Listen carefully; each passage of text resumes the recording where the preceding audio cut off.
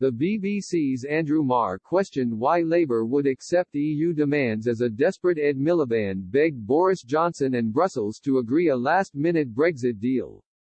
The former Labour leader suggested Britain should accept EU demands in order to avoid a no-deal Brexit. A clearly panicking Mr. Miliband said that no deal is the worst possible outcome as he declared that Britain needs a deal. The BBC's Andrew Marr grilled the MP on whether Labour would accept giving up British fishing waters in order to appease EU negotiators and strike an agreement before the end of the transition period. The BBC host said, "You know, to get a deal Britain would have to give way on its territorial fishing waters. Would you accept that?" Mr. Miliband responded, "Both sides have to compromise. I don't accept that logic.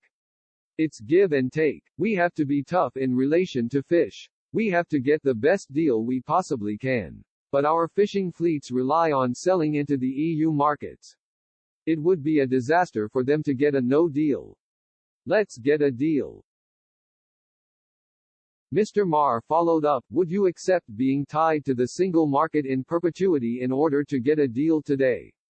The senior Labour MP said, "I want us to have high minimum standards and workers' rights and the environment. What do we have to fear?" The BBC host fired back, "You sound as if you would accept the EU demands on the so-called ratchet clauses. That means if the UK diverges from the EU on standards, there would be fast, punitive tariffs piled onto us." When Mr. Miliband said Labour didn't know whether that is the proposal, Mr. Marr snapped, "That is the proposal." The BBC host added, "You are giving me a speech and I want an answer.